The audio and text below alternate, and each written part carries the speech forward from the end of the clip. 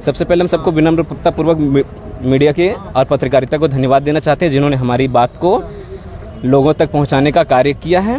देखिए, यहाँ पे चतरा जिला में ही नहीं बल्कि झारखंड राज्य के विभिन्न जिलों में चौकीदार की बहाली की प्रक्रिया चालू हुई थी, जिसमें से हमारा जिला चतरा का भी हुआ, जिसमें लगभग 154 पद की बहाली निकाली गई, जिसमें विभिन्न प्रखंडों से सभी बीट संख्या के अनुसार आवेदन किया। लगभग 10,000 के आसपास आवेदन हुआ। आवेदन को स्क्रूटनी किया गया। स्क्रूटनी करने के बाद सबका PDF के माध्यम से एक्सेप्टेड एंड रिजेक्टेड फॉर्म का एक निकाला गया, लिस्ट निकाला गया। उस लिस्ट के बाद फिर अभ्यर्थियों के स्क्रूटनी के बाद छटाई के बाद फिर एडमिट कार्ड लॉन्च किया गया। विभिन्न विद्यालयों में, चतरा के महाविद्यालयों में परीक्षा आयोजित किया गया। 28 सितंबर को शनिवार के दिन परीक्षा ली गई। ठीक है, परीक्षा के उपरांत अन्य जिलों में जिस प्रकार से परीक्षा फल प्रकाशित किया गया, कास्ट कैटेगरी वाइज OBC का, SC ST सब कैटेगरी का एक कट ऑफ लिस्ट तैयार किया गया कि हमको कितना कट ऑफ से उठाना है। साथ ही सबका स्पेशल मार्क्स जारी किया गया कि फलना विद्यार्थी का इतना नंबर है, उसका इतना है, उसका इतना है। हर एक विद्यार्थी का यानी कि रोल नंबर के अनुसार, उसका बीट संख्या के अनुसार सबका कट ऑफ लिस्ट जारी किया गया कि एक बीट पर अगर एक व्यक्ति ही दावेदारी है तो वहाँ पे निर्विरोध जीत गया। किसी बीट पे 10 अभ्यर्थी हैं तो उस बीट का कट ऑफ हाई जाएगा, कहीं लो जाएगा। तो यहाँ पे कहने का मतलब है कि हम जिस बीट से आवेदन किए हैं उस बीट का कट ऑफ कितना है वो तक नहीं पता है, हमारा खुद का नंबर कितना आया है वो तक भी नहीं पता है। तो ये कैसी चयन प्रक्रिया? ऐसा तो देश में कहीं कोई भी चयन परीक्षा की नियमावली में कोई भी चयन प्रक्रिया में ऐसा नहीं है कि अभ्यर्थी को डायरेक्ट शॉर्ट लिस्ट करके उसका नाम आयोजित कर देगा वेबसाइट पे, सरकारी वेबसाइट पे। आसपास के जिलों में मार्क्स किया गया है, मार्क्स दिया गया है। सब में सब आंसर की भी लॉन्च की गई, मॉडल आंसर की लॉन्च किया गया, यानी जो परीक्षा हुई थी उसका क्वेश्चन और आंसर दोनों लॉन्च किया गया ताकि विद्यार्थी संतुष्ट हो सके, वेरिफिकेशन कर सके कि हमने कितना क्वेश्चन सही दिया। और एक कट ऑफ लिस्ट जारी किया गया कि OBC का हम इतना से उठाएंगे, SC का इतना से, ST का इतना से। अभी आप लोग समाहरणालय क्यों पहुंचे थे? हम लोग का समाहरणालय पहुंचने का मेन मकसद ये है क्योंकि यहाँ पे एक रणनीति के तहत कार्य किया जा रहा है जिसमें से सभी की साठगांठ देखी जा रही है। कोई भी डिपार्टमेंट रात में अर्धरात्रि में 11-12 बजे के करीब परीक्षा का फल क्या कहते हैं शॉर्ट लिस्ट करके अभ्यर्थियों का जो इसका चयन होता है उसका वो PDF डालते हैं।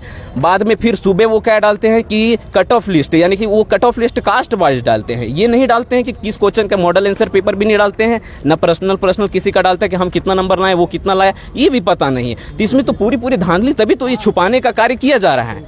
और वो भी हाँ, हम लोग यहाँ पे उपायुक्त से मिलने का हम लोग काम करने के लिए, उपायुक्त से मिलकर अपनी समस्या का समाधान करने के लिए आए थे, लेकिन यहाँ पे देख रहे हैं कि यहाँ पे उपायुक्त भी है, वो अन्य कार्य में व्यस्त होंगे या फिर यहाँ पे पहुँचे नहीं है। शनिवार को शायद उनकी ये दैनिक कार्यक्रम में ये जनता दरबार का मंगलवार से शुक्रवार की है, लेकिन ऑफिशियली काम के लिए तो आज विजिट करना चाहिए, लेकिन वो भी आज विजिट नहीं किए हैं। यहाँ पे अनुशासन को हीनता की नज़र से देखा जा रहा है। अगर हम किसी से पूछताछ भी कर रहे हैं तो लोग सोच रहे हैं कि ये लोग निम्न कैटेगरी के। अरे भाई, निम्न कैटेगरी की है जॉब, हम मान रहे हैं, लेकिन इस देश की बेरोजगारी को देखते हुए हम स्नातक किए हैं इतिहास से, और भी कई यहाँ पे PhD किया लोग तक यहाँ पे चौकीदार के लिए भरा, क्योंकि बेरोजगारी ही है इतना है। झारखंड सरकार अब नेट बंद करके पूरे झारखंड में उसके बाद परीक्षा ले रही है। अब ऐसे में अगर उसके बावजूद अगर बाद में प्रक्रिया में अगर धांधली हो जा रही है तो क्या कहिएगा आप लोग झारखंड सरकार को? तो इसमें देखिए, इसमें हम यही कहना चाहते हैं, देखिए बात यह है कि यदि धांधली हुई है तभी तो यहाँ पे छुपाने का काम कर रही है प्रशासन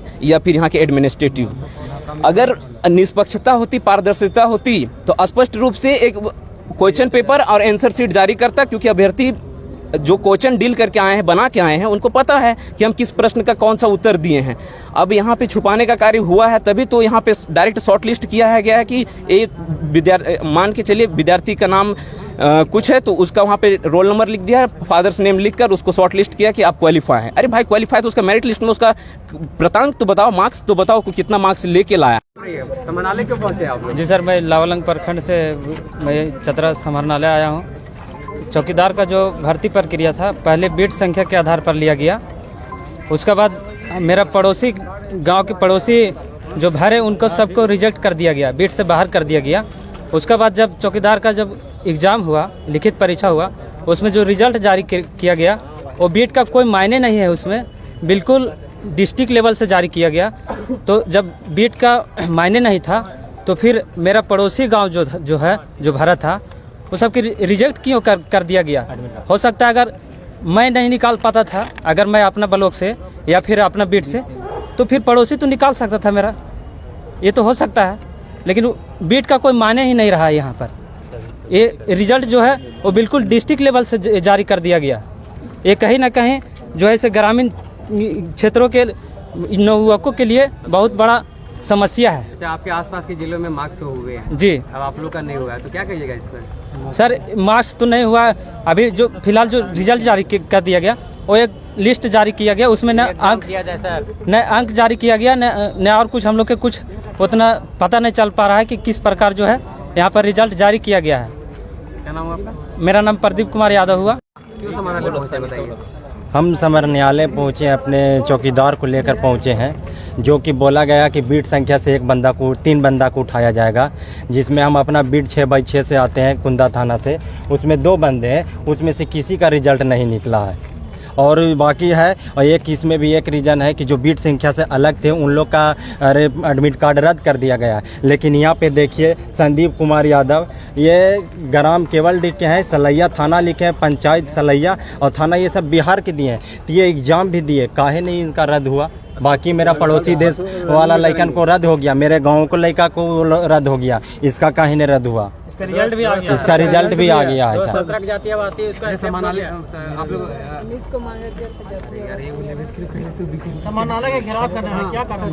इसी को हम लोग के रिजल्ट अच्छा से निकलना चाहिए और स्थगित दौड़ को स्थगित करना है। जब तक संशोधित परीक्षा फल नहीं मिलता तब तक बीट बाय कट ऑफ, तो उन लोग का बीट बाई कट ऑफ निकाला जाए। जो बोला गया है कि हम बीट बाई कट ऑफ लड़का को उठाएंगे, तो बीट बाई आप कट ऑफ भी निकालिए, बीट बाई लड़का को चुनिए, ये नहीं कि जिला बाई चुनिएगा। मेरा उत्तम कुमार पासवान हुआ चौकीदार का, ठीक है। उसमें से जब हम लोग एग्जाम लिखे तो कल रिजल्ट आया हम लोग का, उसमें से कट ऑफ आया है, जैसे आप देख सकते हैं कि अनारक्षित का 31 है, EWS का 15 है, अत्यंत पिछड़ा वर्ग का 29 है और पिछड़ा वर्ग का 30 है। अब हम आपको बताना चाह रहे हैं, ये मेरा एडमिट कार्ड है, ठीक है। हम 2019 से सीजल का एग्जाम लिखे हैं, 2023 में भी लिखे सीजल का एग्जाम, जो कैंसिल हो गया, 24 में लिखा वो कैंसिल हो गया। अब हमको ये जानना है कि क्या मेरा 15 सवाल सही नहीं है? अब मेरा क्वेश्चन पेपर लाइए और हमको दिखा दीजिए कि इसमें 15 मेरा सही है कि गलत है, क्या है स्पष्ट दिखाइए। 15 मेरा गलत है कि सही, हमको दिखाइए। 30 उसमें जो 50 क्वेश्चन, उसमें 30 क्वेश्चन ऐसा था जो ऐसे आता मुँह पर चलते फिरते आप 30 क्वेश्चन ऐसे बनाए हैं।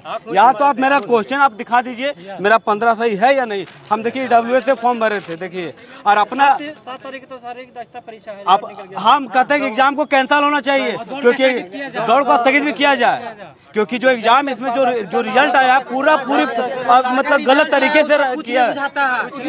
जो रिजल्ट लाया है उसको तक DC का नाम तक नहीं पता है, वो आदमी का रिजल्ट में है, जो छगरी चढ़ा था उसका नाम है, हम लोग नाम क्यों नहीं है? हमको जानना चाहते हैं। अपना बीट से हम सिर्फ एक हम EWS का फॉर्म भरे हैं, एक सिर्फ हम भरे हैं, और मेरा नाम नहीं आया हुआ है। बताइए, मेरा नाम है सौरभ कुमार पांडे, नाम हुआ सिमरिया प्रखंड, पुंडरा पंचायत।